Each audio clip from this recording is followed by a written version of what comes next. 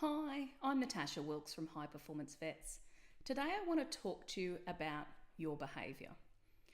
Last weekend, my daughter made it to the semi-finals for both of her basketball teams. She plays two different age groups.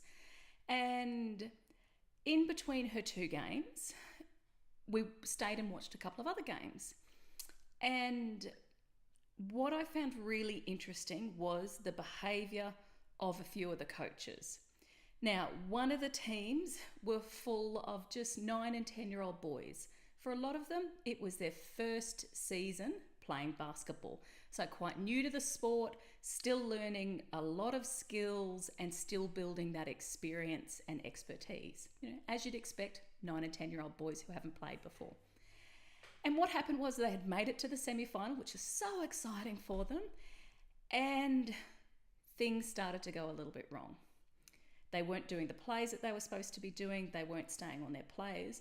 And I just watched their coach get more and more and more irate. And at one point, their coach was so frustrating. He was screaming at the players, yelling at the players. Now, I get it. I get that they turn off. I remember when I played I played rugby and I played touch footy when I was at uni, and sometimes I wouldn't hear a thing. You'd be so focused on the game and the play that you wouldn't hear what was going on the sidelines. But this was different.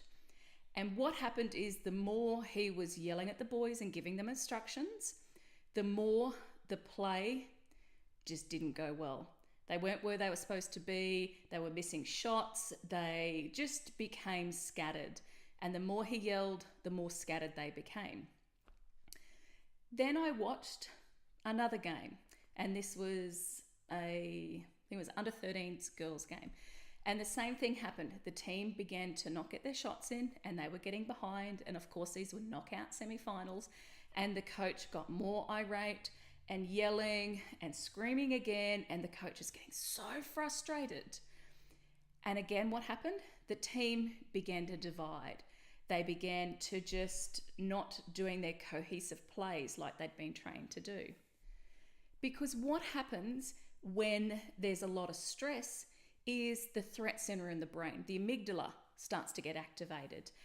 And what happens is it cuts off the pathway to the front, which is a prefrontal cortex. Now, the prefrontal cortex in your brain is your executive center, decision making.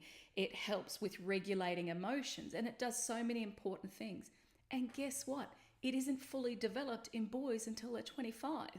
That's why boys can't get good insurance and cars, because they do a lot of dumb stuff. They do a lot of risk taking. They do a lot of silly things. So therefore, that's why it's a lot higher to insure a young male until they're 25. When this kicks in and they make more better decisions as they get older. But these kids are 9, 10, 11 and 12. So what I want you to think of is, what is your behavior like in practice? Because guess what? Your behavior impacts your team. Stress spreads. And if you come in and you're stressed and you're angry or you're tired or you've been on call, or there's that one client and as soon as you see their name on the schedule, you become a different person. It's like Jekyll and Hyde. What happens is your team picks up on that stress. And then if your team has to walk on eggshells around you, or they're not even game to come and ask you something, so they make decisions and then you get upset with them even further, then guess what? Your team is divided. You have spread stress. I remember early in practice, there was one group that I worked for, and obviously there were some things going on with the partnership, we realised later, but you could tell by the way the back door closed when our when my boss came in, as to the mood that he was in. And if it slammed, we all hid. We all went to different places and made ourselves very scarce. And look, it was a tiny little practice. So you need to recognize what impact your behavior is having. Now, if you're tired and you're stressed, you need to work on that, because there's no good ranting and raving and having a tanty in clinic, because one, it's unprofessional, but 2, you spread it to the rest of the team, and that does not help with peak performance. So whether you need to do stress management training, whether you need to look at training your staff, look, if they're not doing what they need to be doing, then what's going on? Do they need productivity training? Do they need more customer service training? Are they inexperienced and new team members who just need more training? Remember, sink or swim does not work. It's been proven that what it does is if you put new team members with no training into a situation, you tip them on the stress curve into the distress side, and all it does is produce a lot of cortisol. They can't remember what they've been told because they're so stressed.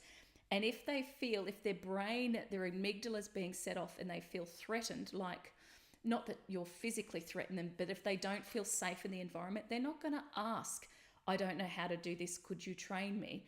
I'm not sure what to do. They'll just give it a go. And of course, what happens? Then practices get more upset with them. And there's a little car that drives around. I see it around in my area, and it's got train them, don't blame them. You know, and I've been in many practices that were a sink or swim culture. So have a look at it. If you're getting frustrated with a team member, think, have they had the training that they need to? And everybody learns differently. Some people need help a few times to do it. Sometimes you need to train them and then watch them do it to see if they truly understand. You need to make it so it's okay for them to come and ask you for help. Or if you're too busy, then have somebody that they can go to, because your behavior impacts the whole team. Now, what if it's not actually you? What if it's somebody that you work with? Then either you need to have a chat to them, or you need to chat to somebody who can have a chat to them. Are they extremely stressed? Are they burning out? Are they just overwhelmed? But you need to recognize that behavior can be a reflection of what's going on the inside. And, you know, do they need a holiday? Do you need a holiday? Like I said, does somebody need further training? Are they just so stressed because of the caseload that they're dealing with?